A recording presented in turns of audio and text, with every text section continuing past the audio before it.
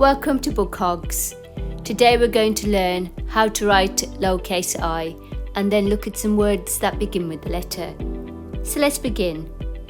To write lowercase I, make sure you stay in between the two lines, taking care not to touch the top line.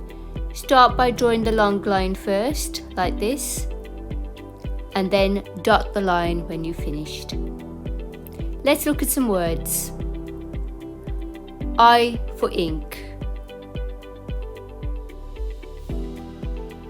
I for invite. I for idea.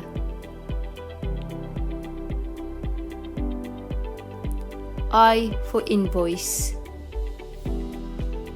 And finally, I for inhaler.